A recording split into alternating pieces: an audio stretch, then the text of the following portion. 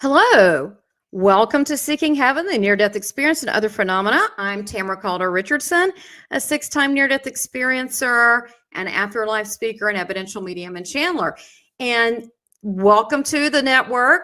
Subscribe, like, watch, make comments, and also consider being a part of our membership. So any way you can support this channel is appreciated. So today's guest that you've hopefully have seen the first part of this, which is Francisco Valentin. He's a near-death experiencer as well as a multiple spiritually transformative experiencer, which has taken him all the way to where we are now about his channeling, which he calls the Transcript. It's really amazing. So we decided to do a whole segment on this about how he channels and the information that he has here. So watch part 1, and I'm going to bring Francisco on. I do want to tell you before I bring Francisco on to buy the book. This is his book. So you'll get all that and watch the first part because there's so much there. This part, we're going to talk about the channeling. So welcome back again, Francisco. Thank you for having me. Absolutely. Well, so now I know we talked about the experience that you had with your son, and where a divine being was talking through him and answered your questions directly, which is amazing. But then you said it was a day later that you started writing down information to recall that event, and then you just started writing. And what was that, 11 years ago? You haven't stopped writing? I haven't stopped writing. Right now, I have over 500 transcripts and counting. Wow. And why did you decide to call it the Transcript? Interesting question. But let's start from the beginning. Let's start from the beginning. Let me write that down before I forget. Okay. Okay. So the day after the experience that I had with that spirit of light manifesting through my son's voice, I woke up with this urge to write, but I didn't know what about. So when I started typing in my laptop, I realized that I was transcribing word by word the conversation that took place between that spirit of light and myself. Wow. Call it automatic writing because I have no other way to describe it, because I personally do not have that ability myself or that much of a memory.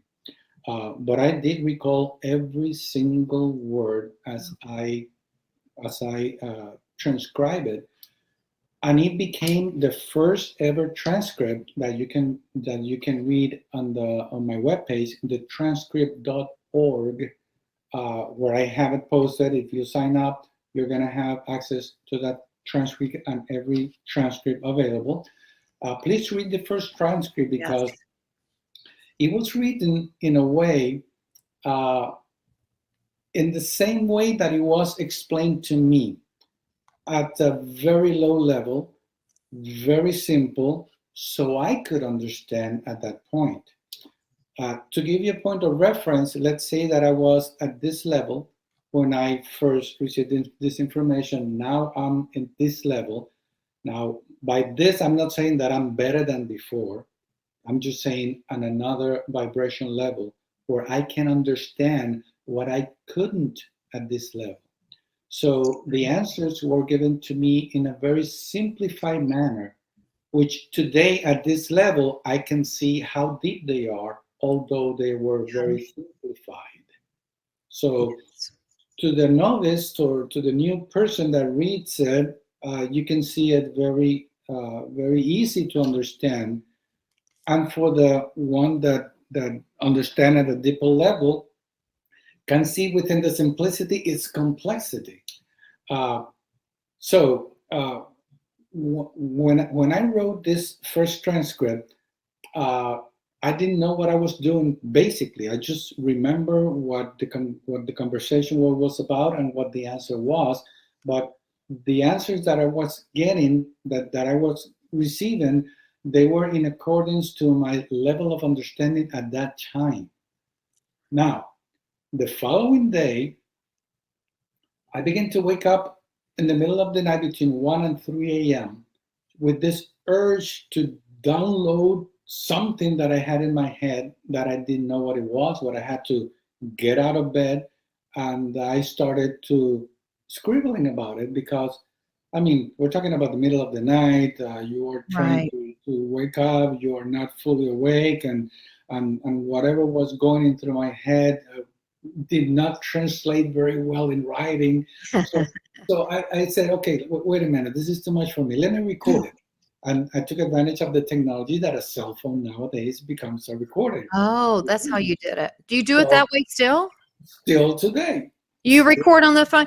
I should do that. I scribble. I wake up, and go, and half asleep. Now, Okay, so you just use the phone. Okay, that's much better. Okay. now, that it wasn't that easy either, because now I have to put my headset and try to figure out what was I mumbling about. Because again, I was Oh. kind of asleep, so I was mumbling words, but I understood exactly what I was saying. So even through the mumbling words that I can listen and write, I know exactly what happened in that evening, and I know what was the intent behind those words. And it is the way that they are giving me this information so I can explain it in as many ways as possible. Because, for example, not to put anyone down, it's just that everyone won't do it differently. Sure. I know of channelers that they just deliver a message and they say, for example, take it as it is. I don't know what it means. You know, you figure it out. There are others that go into a total trance, like, for example, Edgar Casey, and he never remember anything. All he did was reading what his secretary transcribed into readings. You're right. In my case, in particular case, I get the information, I put it into words, so that way I can explain it in as many ways as possible. So imagine how much information is in this brain of mine trying to explain things. Just to give you an example, when I get the information, I mostly receive it in abstract form. What I mean by abstract form is that I get an image and I know exactly what that image is. Just to give you an example, when I started doing lectures about near-death experiences, I wanted to explain what a near-death experience truly is.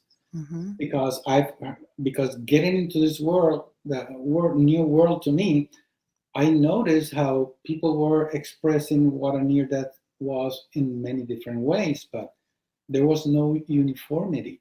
So how am I going to explain this a better way? So immediately I took a piece of paper, I scribbled on it, and just to give you an example, I scribbled this, which is exactly what I have in my book. Okay? Yes. Okay. So, yeah. Let's see that. Here's the front cover. Okay, if you see that green board, you will see the arrows where one word is divided into the spiritual and the physical and an explanation of it. That I can explain in that way or in as many ways as possibly so you can understand, because I get it from their original intent. For example, just to give you an example, when I draw that vertical line, no, that horizontal line was an expression of imagine life being linear, which is not linear. But if you imagine a life that is linear and you draw and right in the middle of that line, a vertical line, and you divide the physical world from the spiritual world, when that soul detaches from the body because of an accident, for example, in my case, a car accident, that abrupt disruption of human life, that the soul cannot embody a lifeless physical body, or an illness where the soul finds itself compromised, it moves from the physical world to our true nature, which is spiritual world. Yeah, And that's then, true. and then it comes back. with the memory of what took place on the spirit world. So what they recall as memory of what took place over there, that's what people call a near-death experience. Now, if you do not recall, does that mean that you didn't have a near-death experience? No. Not necessarily, because in my case, I do remember certain aspects of when I was in the void, but I did not remember, and I still do not remember the agreement that I made, which had been kept from me knowing until July 7, 2011. And still today, even if I ask my guides, they're not telling me. Probably because I'm not allowed to know, so I can do it from the heart and not because I know. Right. That makes a big difference. Well, and that's important to know, that people, that you don't have to, let me turn down the feedback. You don't have to know everything. Exactly. It's not meant for you to know everything. It's not meant to be. It's not meant. If it's not meant to be, it's not meant to be. Period. So, so now, when it comes to the collective forces of knowledge and wisdom, I ask, who are you? Who am I channeling? I mean, if I'm channeling someone, I need to know who you are. So the answer that I received was so firm that I don't even need to write it down or memorize it. It was embedded in my head in such a way that I'm surprised, because I don't have that good of a memory myself. But the answer that they gave me was, name calling limits the source through reasoning. Rather say that it comes from the collective forces of knowledge and wisdom. And when you think about the complexity of those words, and if you notice, those words are not common words, are not everyday words, and I didn't choose those words, and that's another modality. They show me the abstract for me to interpret, but they're also come with specific words which I know from their original intent. So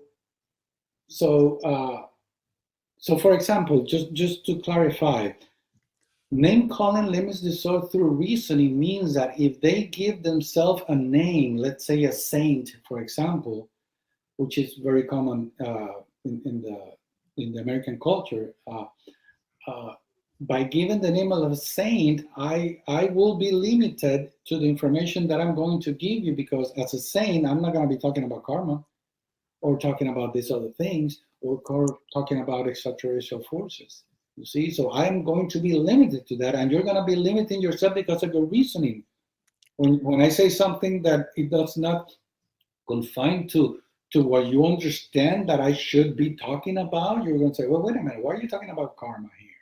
You're right. You'll start questioning who it's coming from versus the message itself. Exactly. And a key element is that they were very stern in that the message is coming forward without theological ties this time around.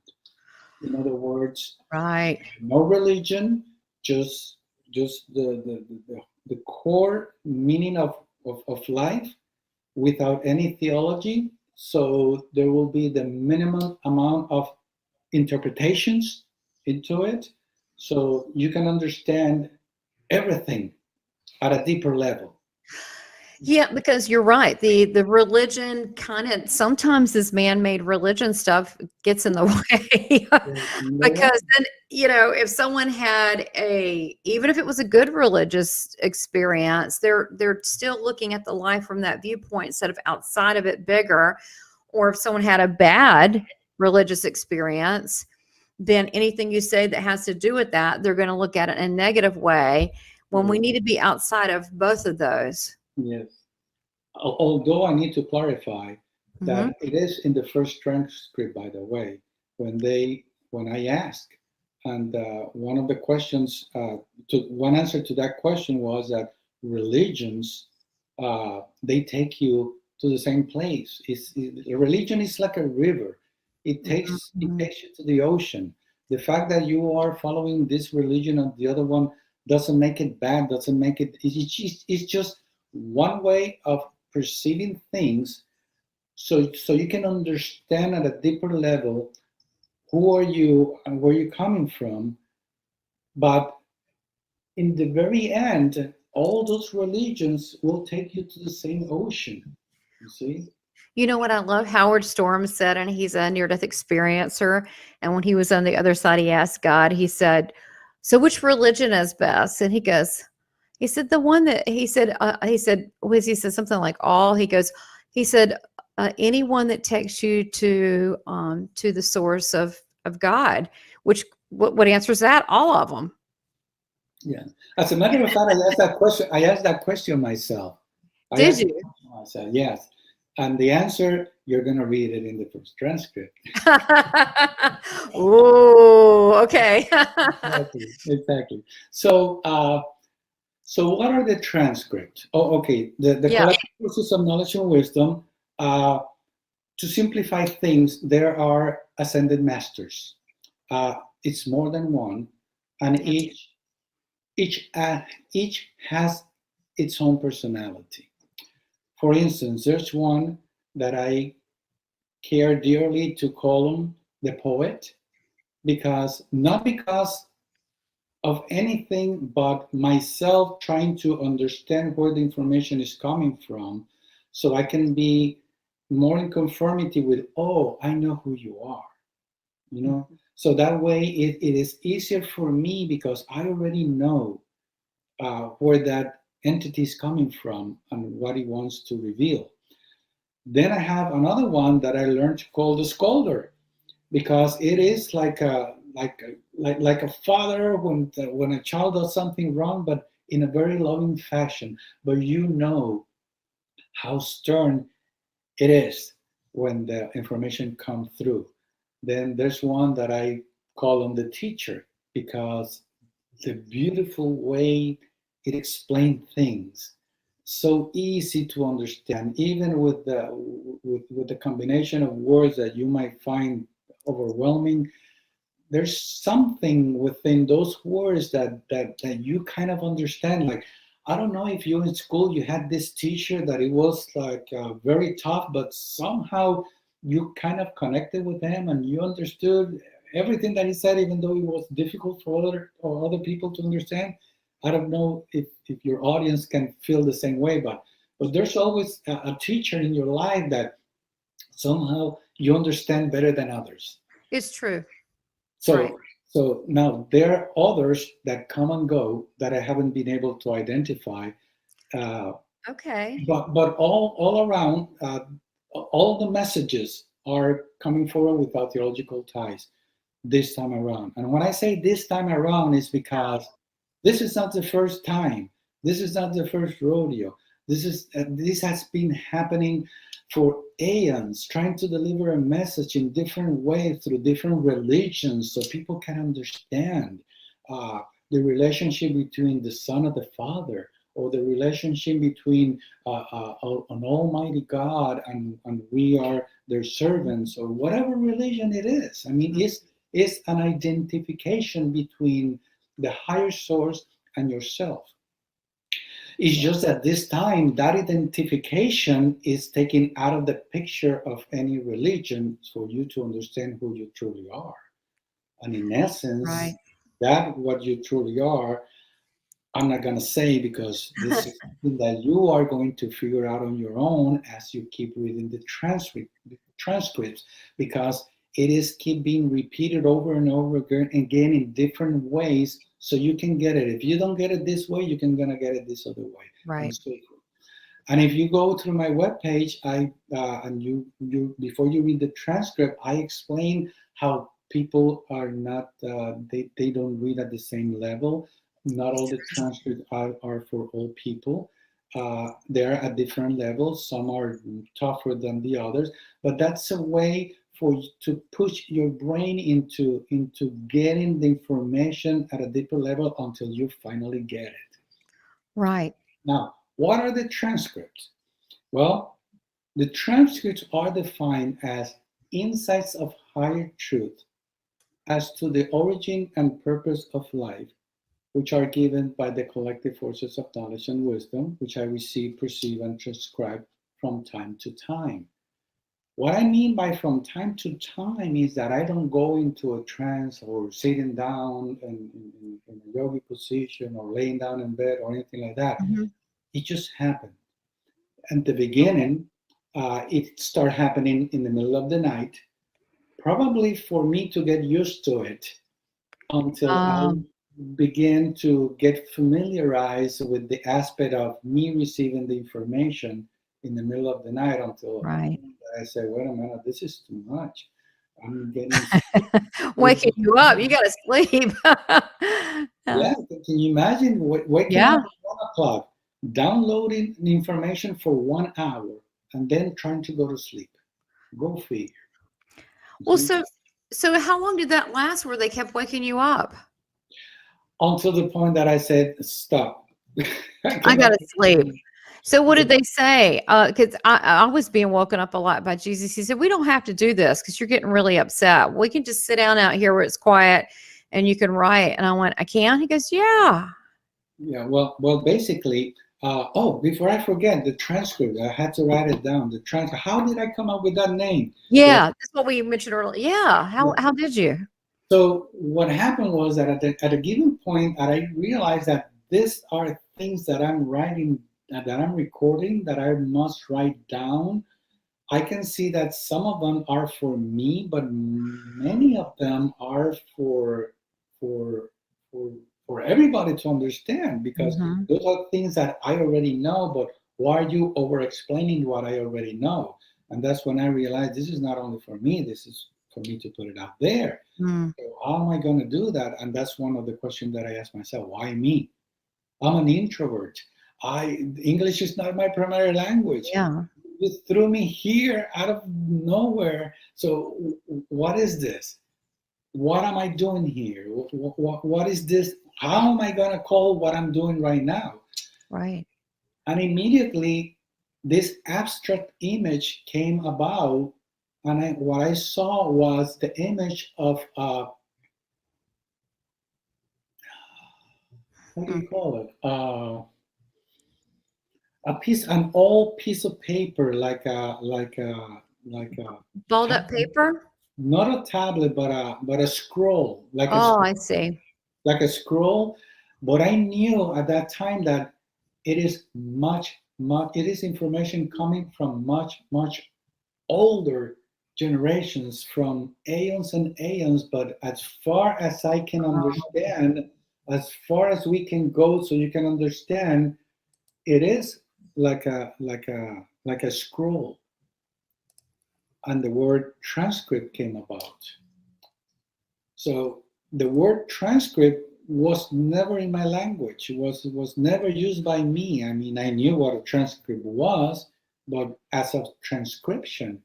But the way they put it was like, this is a transcript as of like a proper noun. That's when you see in my webpage on the transcript, I put proper noun. Although it's a common word, if you put it with a capital T, it becomes a proper noun as a definition of what the transcript is, which is insights of higher truth given by the collective forces of knowledge and wisdom, which are called transcript, which is basically what it is. It's a transcription from what I get from the abstract on from words, which I end up transcribing for people to read. Right. And I just want to make it clear for people watching, don't get too hung up on the words. It is a transcript, but if it's, channeling, divine messages, all of that is the same thing. People call it different things. It's the same thing. So don't get hung up on that. You're getting divine wisdom, that this is how that they process through you.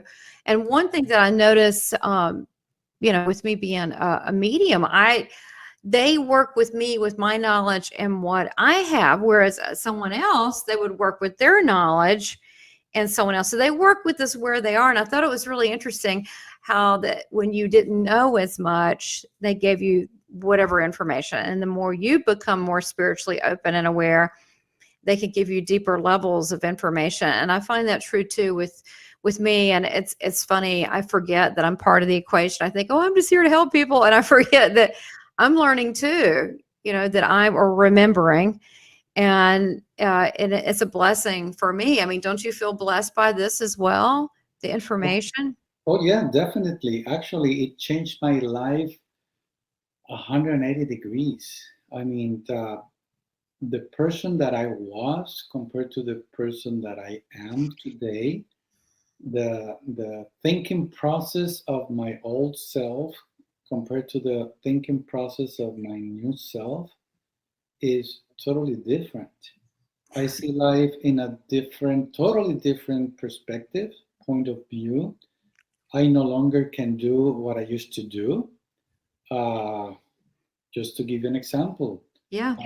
one of the things that I learned from the transcript is that we're one, and that is in the first transcript.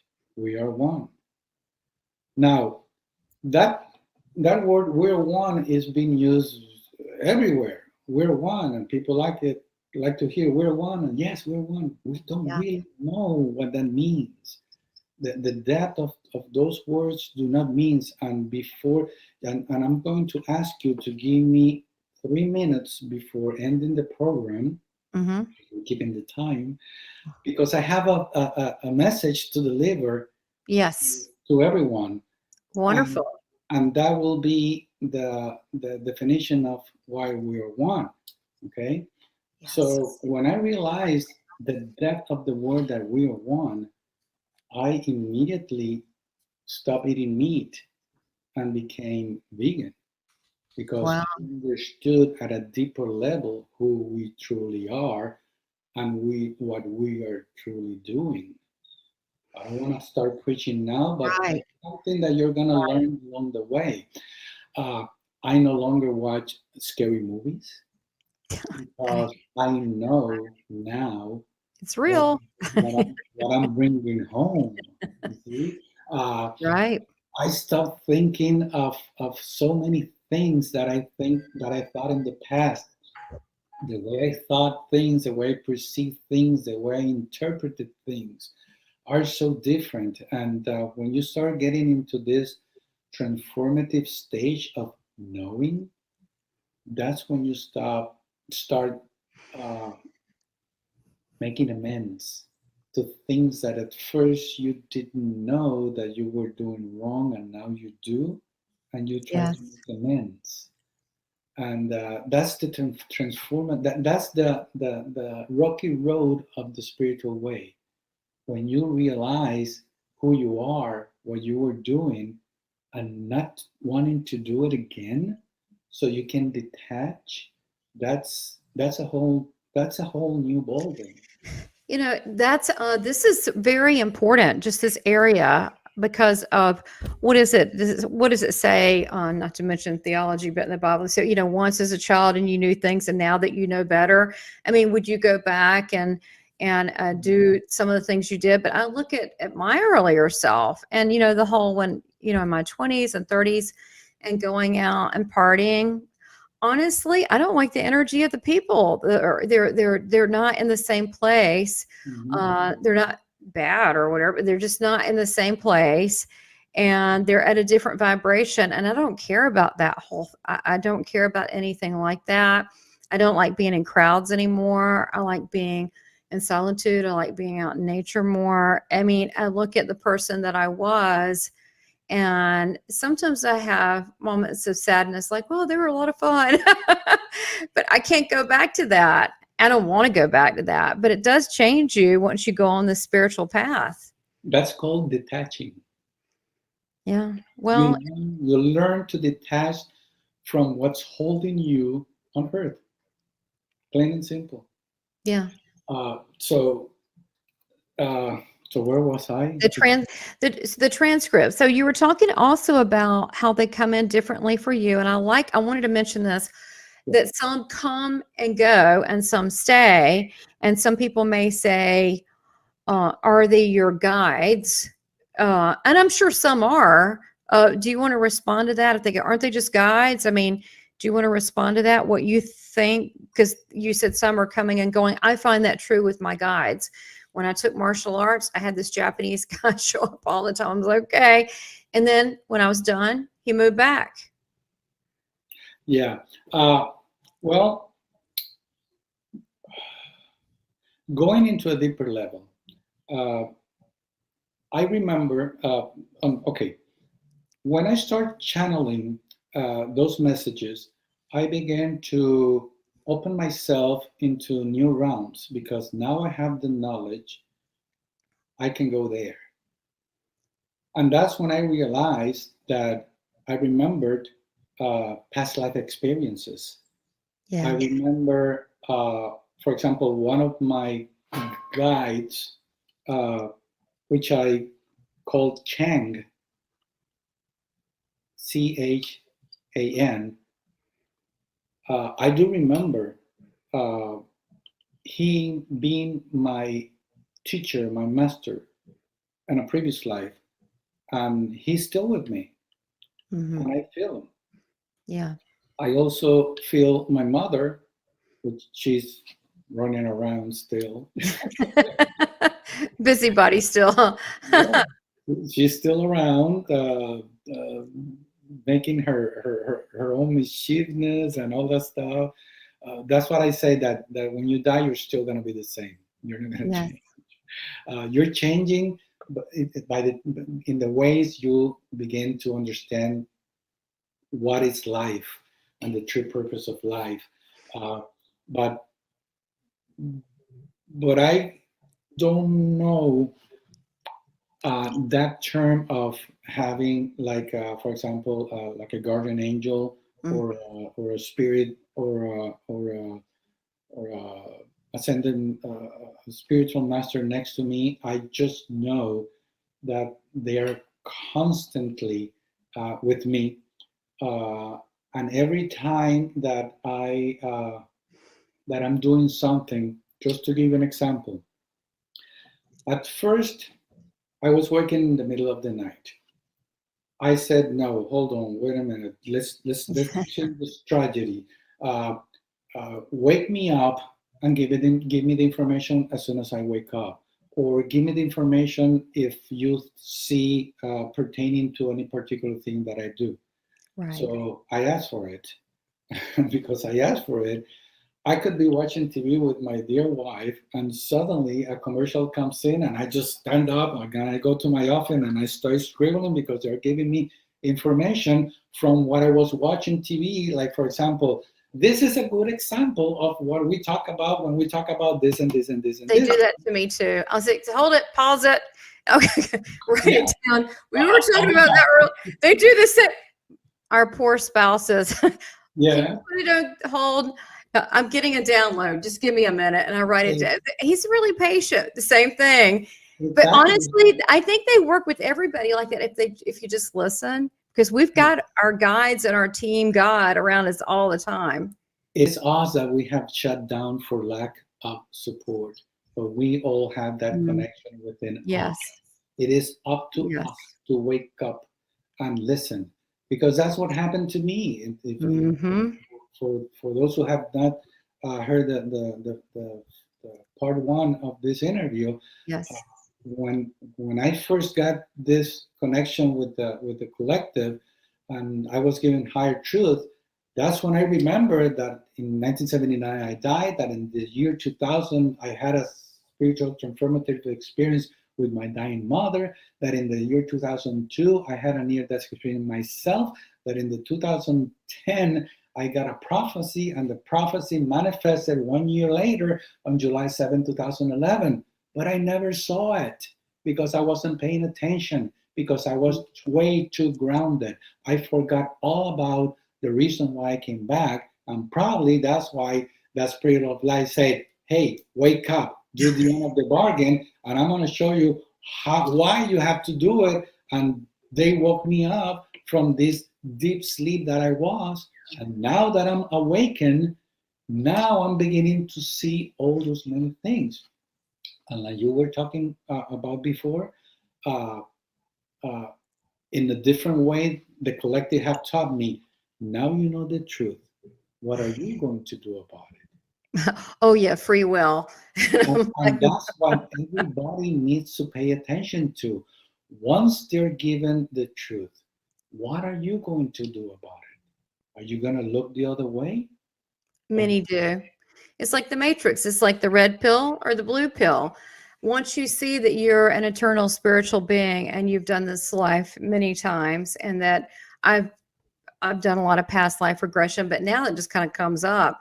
I'll look at some and I'll remember them and I'll go, oh, but da, da, da, da, da. I mean, and I don't. I mean, I have so many stories of strangers in restaurants that's happened to. It's I personally don't think you can go back to what you were. It's really difficult because when you do, I wouldn't want to, but I guess taking the red pill or the blue pill, and the guy, remember in that movie, and I said no, and he wanted to take the whatever pill it was and go back and eat the steak and forget. To me, I feel refreshed and alive, and I've been asking since a kid, like, why are we here? What's the point? And I'm so happy that I'm getting answers. I'm very happy about it. I like this version of me better. Not that the first version of me earlier on was bad, but this is the real me. This is the real honest, genuine, no games kind of me. It's like I said in my lecture, your new you. Yeah, I mean, I like this version so much better. But and the other thing is too, I think that people, they're kind of shocked these days. I don't know if you've noticed, Francisco, when you're honest and you're just talking to someone like soul to soul. Sometimes they're not used to that because most people have games. Valences, and when you're just yourself and you're having a conversation, I think people are so grateful. And that's you being you. If we all were ourselves, we would see the love and we would see the humanity and the compassion that we should have for one another. And we wouldn't do the things that's harmful to one another that we do. Oh, actually, part of the message from the transcript is to go by what commonly is known as the golden rule, which is also known as the universal rule of righteousness. Don't do harm to others, because whatever harm you do to others, you're doing it to yourself. Yes, it's true. You're shooting your own foot. Once you realize that we are one, because we come from the same source, and we're here trying to go back home, trying to find our way back home, which it had been said in many ways through many religions. For example, in Christianity is the prodigal son. In Buddhism, I forgot the name, but it's a similar story, and so forth. Is going back home, going back to the source, because we are experiencing life through the physical senses, but our true nature is spiritual. We're spiritual being expressing ourselves through the physical senses. That's why there's so many realms. But we got stuck here because we are not letting go. Yeah, that's boom. Yeah. Okay, you're like the scolder, but you're absolutely right. We're not letting go. Probably that was the scolder, by the way. It was, because he's like, you're not letting go. I'm like, that's true. Yes. Actually, what just happened is that when I speak, they come in and out. And I don't even notice, and you probably don't even notice until you got a word. Yeah, the scolder. The scolder. I saw that. That was a scolder. Right. Well, I knew they were going to make an appearance with you today. How can they not? And then, we're both channelers. How could they not? So I knew that they would. But I think that if we all allow the divine to work through us, it's okay. That it's a good thing, because the goal is so we can remember who we truly are, and we're one of spirit. That's why people say, oh, you're a medium. Aren't you afraid to talk to spirit? And I'm like, no, I am spirit. I'm like, no, I'll be happy to talk to your mom any day. I mean, I am spirit, it's all good. So that's our true state. And that's what we remember, most people, when they have a near-death experience, is they're knocked out of their body temporarily, whether it's in the operating room or in the void, in a white light, wherever it is, into a place that looks like paradise, and you go, wow, this was like a game here. This isn't the real place. Yeah, yeah. Just speaking of which, let me give you an example of our true identity. For example, let's talk about dreams.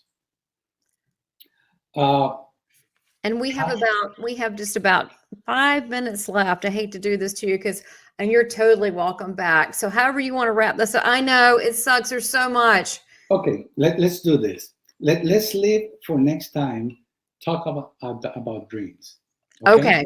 We're going to do dreams next time. Okay. But let me wrap it up with a message that I am compelled to give to everyone that I do a lecture, or in this case, an interview. And this is for you and your audience. Okay. Not much for you because probably you already know but it's something very particular. Gift, and I'm appreciative, so I'm happy about this. Okay, so here's the message.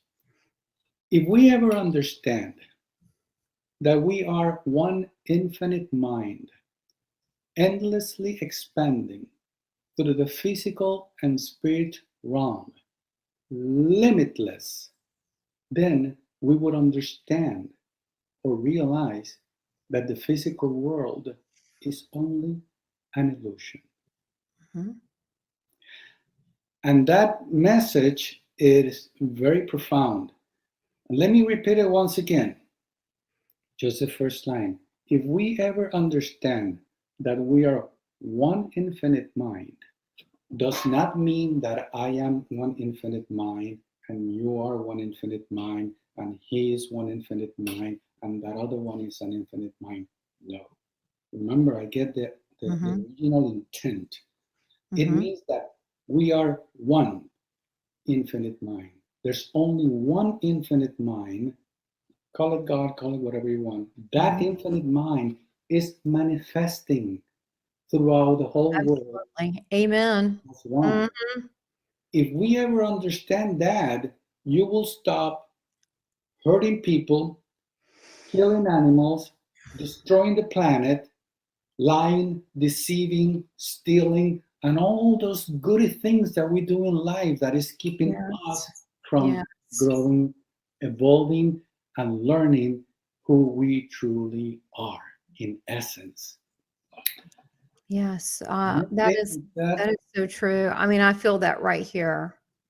And I feel the scolder's really given that one. But you know what? Sometimes we need a bit of a scolding because, some adults out here act like bratty children. If we ever understand that whatever we do here, we are going to experience it later on due to the karmic law of cause and effect, we would not be doing so many things we're doing well. Well, you know what? Another way of looking at that as well, what I've been told, I was told when I started this channel about judgment, and he said, I want to show you judgment. I said, you said I judge people? He goes, well, you don't think it's that. He goes, but he said, I want to show you different things. So he showed me how I view things. He goes, that's a judgment. That stops you from learning. Then he said, do you see them? They're doing it. Then he had me experience like Christians that were really mean to me because he wanted me to experience that. And then he had me from all different ways. Now he said that, and he said that someone that's bickering about someone, for example, something simple, little old ladies going, look at that young girl and that short skirt. Well, probably jealousy. They wish that they were 20 years old and not 90. But he said, but take the mirror and look at yourself first. And so whatever we're looking at that person is missing is actually within ourselves. So this is, and a life review. We don't get past that. We're going to see everything that we've done, everything that we've deliberately or indeliberately hurt ourselves or others. So we really do want to try to get this right. Yeah, it's it's like I tell my people, I'd rather do it now that I know than having Yes. to come back and not remembering and having to start from scratch, not knowing what I'm doing. I've said the same thing. I want to come back totally cognizant and knowing. I had glimpses throughout my life, but it sucks. And then you're a baby. You got to learn language again. You got to write again. Then you got to remember who you are again. I understand there's a point to it so you can learn, but how many times have we done this? Exactly. So we better learn now that we have the opportunity. For your listeners, getting well informed, become more spiritual, detach from earth. I mean, we have been in this treadmill for so long, and Right. I still listen to people saying, "Oh, if I come back, I want to be a singer or I want to be a bird." Be careful what you wish, because Yeah. you are still hanging on to earth. And I'm not saying in a negative way as of that earth is not worth living and blah, blah, blah, blah, blah. No, it's just learn to understand it and detach from what you know is not serving well. For example, what you just said, and I said, I don't watch dark movies anymore. I don't Yeah, like me neither. I I, can't stand it. It really bothers me. I cut out so many things, and I'm so happy and so content with myself being who I am. And people think that by doing that, they're going to be missing life. You're not being missing life No, at you're not. all. To the contrary, you're detaching from life so you can have more of what you are, which is your true nature, your spiritual nature. That's what you have to start looking for from within, not outside, from Yes. within. Right. And you have to be quiet for that to happen. You can't have the TV blaring or the cell phones, or, there should be limits. Like everybody's got their cell phones. You need to limit that. And I turn things off at a certain time. And I don't even, we're very, at my household, we're very deliberate. Sometimes we don't even watch TV. Sometimes we'll say, we'll pick it out. And if it's disturbing in any way, we're like, no, we're not going to sit through that. Because we have to protect our spirit, and it needs to be healthy and it needs to be nourishing. But I guess a lot of people don't like to hear the word spiritual maturity, but that's what it is. It's being spiritually mature. And in order to do that, you have to learn to dissolve your old self to become a new self. In other words, you have to let go of all the indoctrination that you have received that is not serving you well. I'm not saying that indoctrination is bad, because, for example, in my house, I was taught about principles, about being respectful and things like that. And those are the things that make you a righteous person.